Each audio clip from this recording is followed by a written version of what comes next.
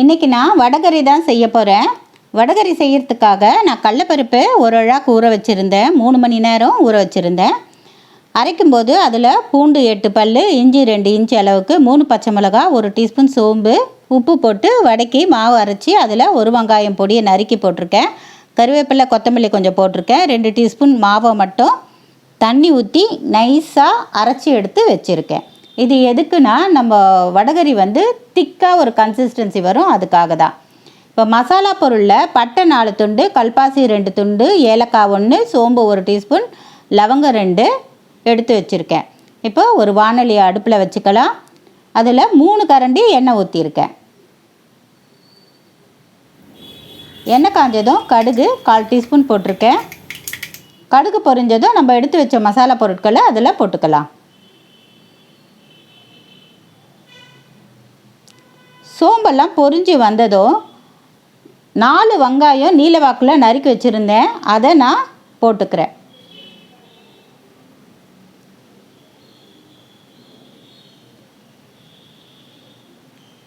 போட்டுட்டு அதை நல்லா வதக்கலாம். கண்ணாடி பதம் வர வரைக்கும் வதக்கினா போதும்.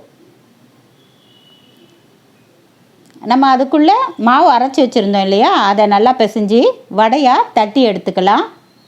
இப்போ கடாயில் எண்ணெய் காயுது, நான் வடை தட்டி போட்டுக்கிறேன்.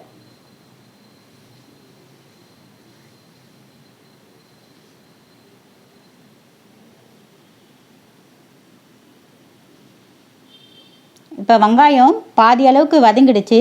கறிவேப்பிலை கொஞ்சம் போட்டுக்கலாம்.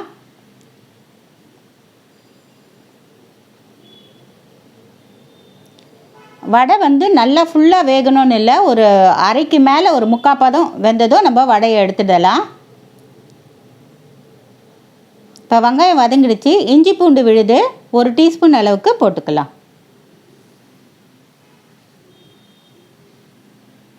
போட்டு அதை லேசாக வதக்கிட்டு 3 தக்காளி எடுத்து வச்சுருந்தேன், அதை பொடியை நறுக்கி வச்சுருக்கேன், அதையும் போட்டு வதக்கலாம். தக்காளி நல்லா வதங்கணும்.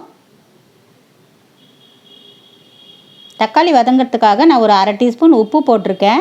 அது வீடியோ எடுக்க மறந்துட்டேன். உப்பு போட்டுட்டு மஞ்சள் தூளும் ஒரு 1/2 டீஸ்பூன் போட்டிருக்கேன். போட்டுட்டு அதை நல்லா வதக்கிக்கலாம். தக்காளி வதங்கிறதுக்காக நான் ஒரு 1/4 டீஸ்பூன் அளவுக்கு தண்ணி ஊற்றி ஒரு மூடி போட்டு வேக வைக்க போகிறேன்.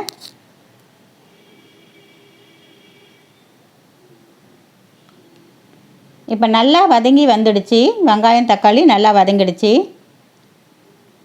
இப்போ நம்ம வெறும் மிளகாய்த்தூள், அதாவது தனி மிளகாய்த்தூள், சக்தி மிளகாய்த்தூள் தான் போட்டிருக்கேன். 3/4 டீஸ்பூன்.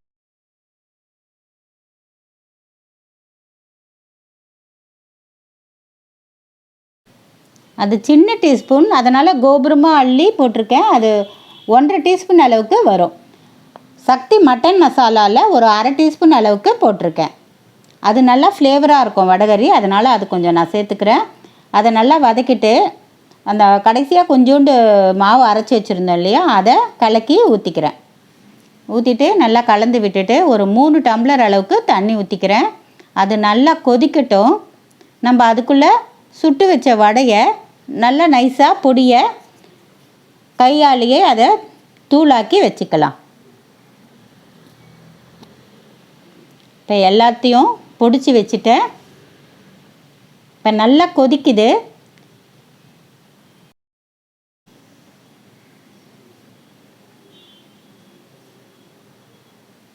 இப்போ நம்ம கொத்தமல்லி பொடியை நறுக்கி வச்சுருந்தேன், அதை போட்டுக்கலாம். புதினா சும்மா கொஞ்சோண்டு மட்டும் அதில் போட்டுக்கலாம், வாசனையாக இருக்கும்.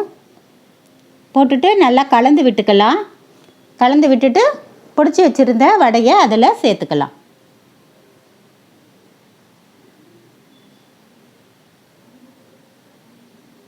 போட்டுட்டு நல்லா கலந்து விட்டுக்கலாம்.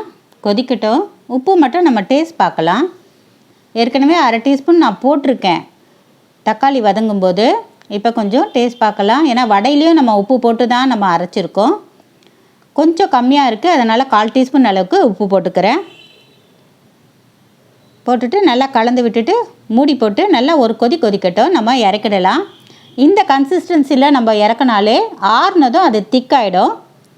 இப்போ நம்ம இறக்கிடலாம். இந்த ருசியான வடகறி பூரி, சப்பாத்தி, தோசைக்கெல்லாம் ரொம்ப நல்லாயிருக்கும். நீங்களும் இது போல் செய்து பார்த்து எப்படி இருக்குன்னு சொல்லுங்கள். நம்ம ஆவியில் வேக வச்சு செய்கிறத விட வடை இந்த மாதிரி தட்டி போட்டு செய்யும்போது அந்த வடைகறி ரொம்பவே நல்லாயிருக்கும். இந்த வீடியோ உங்களுக்கு பிடிச்சிருந்தா லைக் பண்ணுங்கள், ஷேர் பண்ணுங்கள், சப்ஸ்கிரைப் பண்ணுங்கள்.